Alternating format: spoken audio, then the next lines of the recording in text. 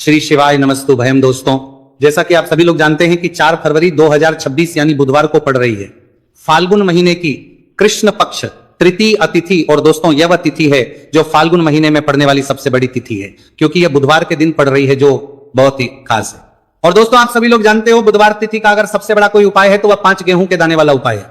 तो दोस्तों, इस बुधवार तृतीय तिथि के दिन आप लोगों को इस वाले उपाय को जरूर करना है। बहुत सारे लोग होंगे जिन लोगों ने इस उपाय को ना किया हो, मतलब पूरा साल निकल गया, उन्होंने किसी भी दिन इस 5 गेहूं के दाने वाला उपाय को ना किया हो। पर दोस्तों, आपके पास एक आखिरी मौका बचा हुआ है, जो कि 4 फरवरी बुधवार तृतीय तिथि के दिन है। तो इस दिन आप लोगों को इस वाले उपाय को जरूर कर लेना है। भले ही आपने पूरे साल भर इस उपाय को किया हो, पर अगर आपने इस फाल्गुन महीने के बुधवार तृतीय तिथि के दिन अगर इस वाले उपाय को कर लिया तो आपको इस उपाय को करने का वो फल मिलेगा जिसकी आपने कभी कल्पना भी नहीं करी होगी। इसलिए आप लोग इस वाले उपाय को एक बार जरूर कर लेना, ताकि आप लोगों के हाथ से यह मौका ना जा सके और आपको इस उपाय को करने का फल मिल सके। दोस्तों, यह उपाय पंडित जी ने अपनी अभी की ही शिव महापुराण की कथा में बताया है, जिस उपाय को आज हम आपको बहुत अच्छे से समझाने वाले हैं। इस वीडियो को देखने के बाद इस उपाय को समझने के लिए आपको कोई और वीडियो को देखने की जरूरत नहीं पड़ेगी। तो चलिए दोस्तों, उपाय को शुरू करते हैं। देखिए, यह इस फाल्गुन महीने के बुधवार तृतीय तिथि के दिन यह इतना खास होता है, इतना महत्वपूर्ण होता है। देखा गया है कभी कभी बड़े बड़े पूजा पाठ अनुष्ठान से जो मनोकामना पूर्ण नहीं होते, वह फाल्गुन महीने के बुधवार तृतीय तिथि के दिन एक छोटे से उपाय करने से ही आपकी मनोकामना पूर्ण हो जाती है। और बहुत सारे लोगों ने इस उपाय को किया भी है और उनको इस उपाय को करने का फल भी जरूर मिला है। अगर आप लोग भी इस उपाय को करना चाहते हैं तो आप इस उपाय को पहले अच्छे से समझ लेना, सुन लेना, उसके बाद करना। आपको इस उपाय का फल जरूर मिलेगा। और इस उपाय को कर लेने से आपके घर में चाहे किसी भी प्रकार दोहक और समस्या क्यों ना चल रही हो, आपको उसका कारण भी नहीं पता है कि भाई ये समस्या किस कारण से चल रही है। उसका कुछ भी कारण हो सकता है, जैसे पितृदोष हो सकता है या किसी भी तरह का मंगल दोष भी हो सकता है। तो इस दिन आप लोगों को यह वाला उपाय कर लेना है। ये एक ऐसा उपाय है जिस उपाय को अगर किसी विशेष दिन पर किया जाए तो भाई उस विशेष दिन का जो है वह तो हमें मिलता ही मिलता है। पर हमने उस दिन पर इस 5 गेहूं के दाने वाला उपाय को किया है तो हमें उससे भी बड़ा फल मिलता है, और फल बहुत जल्दी मिलता है, क्योंकि आप इस उपाय को बहुत ही बड़े और विशेष दिन पर कर रहे हो। तो चलिए अब उपाय के बारे में बात करते हैं, लेकिन उससे पहले आप लोगों को यह जानना आवश्यक है कि आखिर ये उपाय किस समय करना है, किसको करना है और कैसे करना है। तो चलिए हम आगे आपको वीडियो में एक एक करके बता देते हैं। लेकिन उससे पहले अगर आप लोग हमारे चैनल पर नए हैं तो हमारे चैनल को सब्सक्राइब कर लेना। इस वीडियो को लाइक करके कमेंट बॉक्स में श्री शिवाय नमस्तु भयम ओम नमः शिवाय जरूर टाइप कर देना। तो दोस्तों, इस 5 गेहूं के दाने वाला उपाय को हमें इस बुधवार तृतीय तिथि के दिन कैसे करना है, किसको करना है, किस समय करना है और कहां पर करना है, ये सारे सवालों के जवाब आपको इस वीडियो में मिल जाएंगे। और जो ये वीडियो देखेगा भाई, उसको 5 गेहूं के दाने वाला उपाय जरूर करना चाहिए, क्योंकि इस दिन 5 गेहूं के दाने का भी बड़ा और विशेष महत्व होता है। और जब बात आ जाए 5 गेहूं के दाने की, तो यह सोने पर सुहागा वाली बात हो जाती है और यह एक बहुत ही बड़ा उपाय हो जाता है इस बुधवार तृतीय तिथि का। तो अब दोस्तों, इस 5 गेहूं के दाने वाला उपाय को आखिर करना किसको है, सबसे पहले हम लोग वह बात जान लेते हैं। तो देखो, घर की जो बड़ी माताएं बहनें होती हैं, उन माताओं बहनों में से कोई भी एक बड़ी माता बहन इस वाले उपाय को कर सकती हैं। और अगर आप चाहें तो अपने घर में से सभी सदस्यों को भी इस उपाय को करवा सकते हैं। अगर किसी व्यक्ति की खुद की कोई मनोकामना है, खुद की कोई दुख और परेशानी है जो कि वह अपने लिए ही करना चाहता है, इस वाले उपाय को तो वह खुद अपने लिए भी कर सकता है। बाकी अगर कोई घर में से ऐसा है जो कि अपने पूरे घर परिवार की सुख और शांति के लिए यह वाला उपाय करना चाहता है, तो भाई वो भी कर सकता है। उसमें भी कोई दिक्कत वाली बात नहीं है। कहने का मतलब यह है कि इस उपाय को हर एक सदस्य भी कर सकता है, और पूरे घर परिवार के सदस्य के लिए घर की बड़ी माताओं बहनों में से कोई एक माता बहन भी कर सकती है। माताएं बहनें अगर घर में उपस्थित ना हो या वह यह वाला उपाय ना कर पा रही हो, तो फिर घर का कोई बड़ा सदस्य भी इस 5 गेहूं के दाने वाला उपाय को कर सकता है, चाहे फिर वह पुरुष ही क्यों ना हो। उसमें कोई भी दिक्कत वाली बात नहीं है। उसके बाद में दोस्तों, जो अगला प्रश्न निकल कर आता है वह यह है इस उपाय को लेकर कि आखिर इस उपाय को हमें किस समय करना है, सुबह के समय करना है कि शाम के समय करना है। तो देखो, इस वाले उपाय को आप लोग सुबह के समय भी कर सकते हो और शाम के समय प्रदोष काल में भी कर सकते हो। अब अगर आप पूछो कि भाई साहब सबसे उत्तम समय कौन सा रहेगा इस 5 गेहूं के दाने वाला उपाय को करने का, तो हम आपसे बस यही कहेंगे कि इस उपाय को आप सुबह के समय करेंगे तो ज्यादा बेहतर होगा। बाकी अगर के समय भी करेंगे तो भी अच्छा होगा, उसमें कोई भी दिक्कत वाली बात नहीं है। तो अब दोस्तों, जो अगली सबसे बड़ी और महत्वपूर्ण बात आती है वह यह आती है कि सुबह अगर हम उपाय को करेंगे तो हमें कितने बजे से लेकर कितने बजे तक के बीच में करना है, और शाम के समय प्रदोष काल में करेंगे तो हमें कितने बजे से लेकर कितने बजे के बीच में करना है। सुबह जितनी जल्दी हो सके आप उपाय को करने की कोशिश करना। बाकी किसी कारणवश लेट भी हो जाओ, थोड़ी देर भी हो जाए, तो 10 या 11 बजे तक भी आप उपाय कर लेना, पर 12 बजे से ज्यादा देरी ना हो, ठीक है। वंशहारकों की इस बात का ध्यान रखना।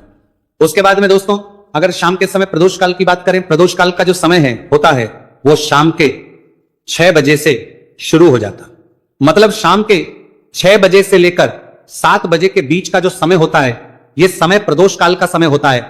इस उपाय को 7 या 8 बजे के बीच में भी कर सकते हो, मतलब शाम के 6 बजे से रात 8 बजे के बीच में आप कभी भी इस वाले उपाय को करते हो, उसमें कोई भी दिक्कत वाली बात नहीं है। परंतु बुधवार तृतीया तिथि के दिन कोशिश करना कि समय के अंतर्गत ही कर लो। किसी कारणवश ना कर पाओ तो थोड़ा देरी से भी कर सकते हो, आपको उपाय का फल जरूर मिलेगा। देखिए, गुरुदेव ने बताया है कि जो प्रत्येक महीने पंचमी की तिथि आती है वह हमारे जीवन से सारे संकटों को दूर करने के लिए बहुत ही खास होती है। तो देखिए, आज के इस पूरे वीडियो में हम आपको गुरुदेव बताए गए 2 से 3 बहुत ही चमत्कारी उपाय बताने वाले हैं। ये तीनों ही उपाय आपके जीवन के सारे संकट और समस्याओं को समाप्त करने वाले हैं। तो चलिए दोस्तों, जान लेते हैं गुरुदेव द्वारा बताए गए सबसे पहले चमत्कारिक और विशेष उपाय के बारे में। तो देखिए दोस्तों, इस उपाय को करने के लिए सबसे पहले तो आपको मात्र 5 गेहूं के दाने लेने होंगे और इसी के साथ में आपको 1 लोटा जल लेना है। देखिए, जल आपको तांबे के पात्र के अंदर लेना है और विशेषकर ये जो जल है आपको अपने घर से ही लेना है। अब देखिए दोस्तों, इसी के साथ में आपको जो आपने 1 लोटा जल लिया है, इसमें आपको मात्र 1 गुड़ का टुकड़ा भी मिलाना है। पूज्य गुरुदेव ने बताया है कि जब भी हम ये गुड़ का टुकड़ा इस पात्र के अंदर डालते हैं तो ये हमारे जीवन के कई प्रकार के दोषों को समाप्त करने के लिए होता है। देखिए, ये जो जल है हमारे जीवन से वास्तु दोष, काल दोष और पितृ दोष को समाप्त करने वाला है, तो इसीलिए आपको मात्र 1 गुड़ का टुकड़ा भी इस जल में मिलाना है। अब देखिए दोस्तों, मात्र इन सभी सामग्रियों को सीधे लेकर के आपको पहुंचना है भगवान शिव के मंदिर में। केवल आपको एक विशेष बात का ध्यान रखना है कि आपने जो 5 गेहूं के दाने लिए हैं ये कहीं से भी टूटे हुए, खंडित नहीं होने चाहिए। इस बात का आपको विशेष कर ध्यान रखना है।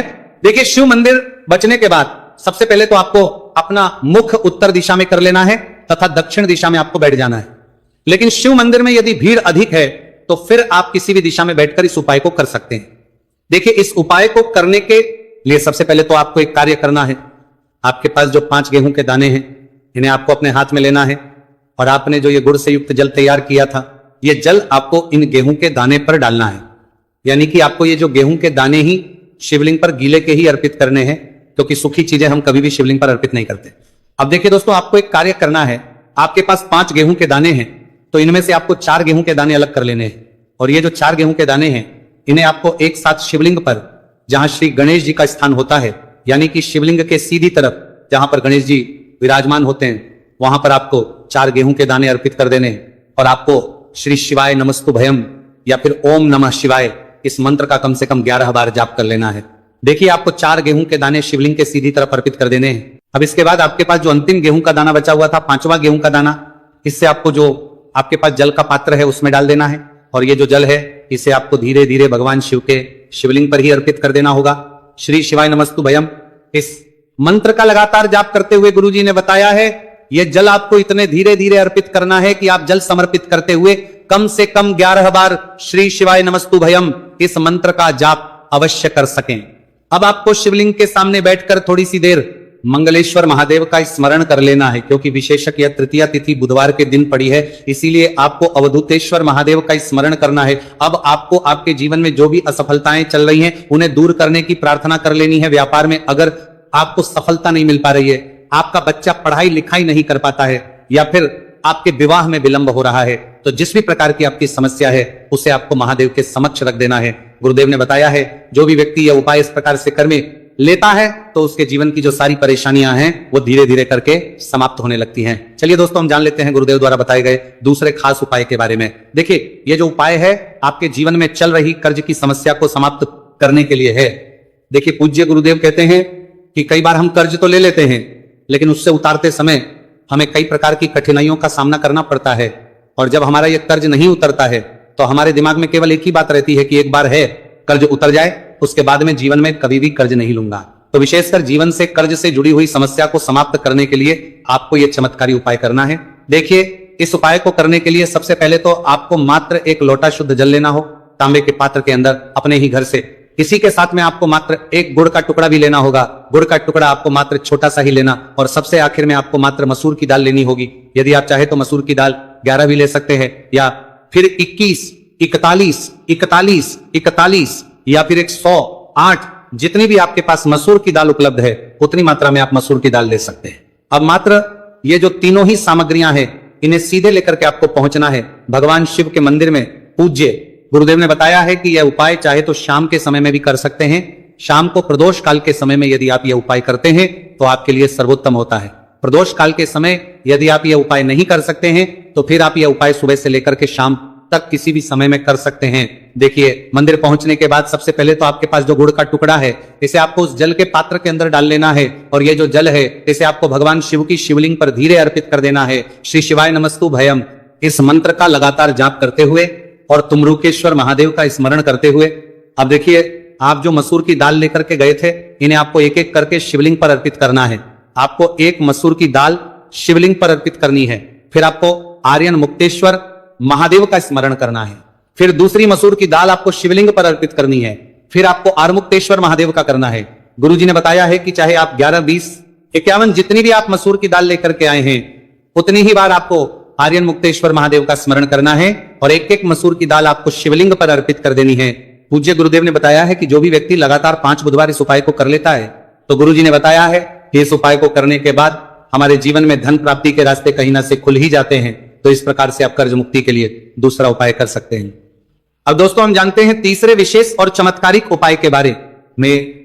देखिए, ये उपाय विशेषकर ऐसे लोगों को करना है जिनके शरीर में कोई भी रोग हो गया है, कोई भारी बीमारी हो गई, या फिर जिनके बिजनेस में व्यापार में बढ़ोतरी नहीं हो पा रही, लगातार उनका व्यापार ठप होते जा रहा है, या फिर उन्हें अपने नौकरी में पदोन्नति नहीं प्राप्त हो पा रही है, या फिर यदि जीवन में धन की प्राप्ति नहीं हो पा रही है, तो विशेषकर ऐसे लोगों को यह उपाय करना है। देखिए, इस उपाय को करने के लिए आपको मात्र एक लोटा शुद्ध जल लेना होगा, तांबे के पात्र के अंदर अपने घर से। अब देखिए, इसी के साथ में आपको मात्र 5 बेलपत्र लेनी है।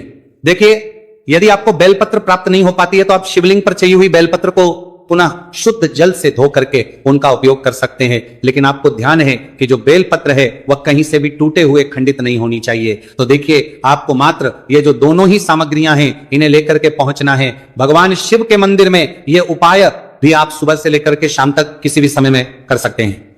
देखिए दोस्तों, मंदिर पहुंचने के बाद सबसे पहले तो आपके पास जो 5 बेलपत्र हैं, इन 5 ही बेलपत्र की डंडी को आपको पकड़ करके और शिवलिंग पर जहां श्री गणेश जी का स्थान होता है, वहां पर आपको ये बेलपत्रियां रखनी नहीं है, केवल आपको टच करवानी है। आपको 5 बेलपत्र को एक साथ स्पर्श करवानी है। बेलपत्र को स्पर्श करते समय आपकी जो भी मनोकामना हो, चाहे आपको व्यापार, चाहे आपकी व्यापार से जुड़ी हुई कोई भी मनोकामना हो, या फिर आपकी नौकरी के लिए, या फिर आपकी अपनी किसी भी प्रकार की मनोकामना हो जिसके लिए आप ये उपाय कर रहे हैं, तो उस मनोकामना की पूर्ति के लिए आपको प्रार्थना कर ले हैं। और ये जो बेलपत्र है, इन आपको श्री गणेश जी वाले स्थान से उठा करके सीधे शिवलिंग पर अर्पित कर देनी है।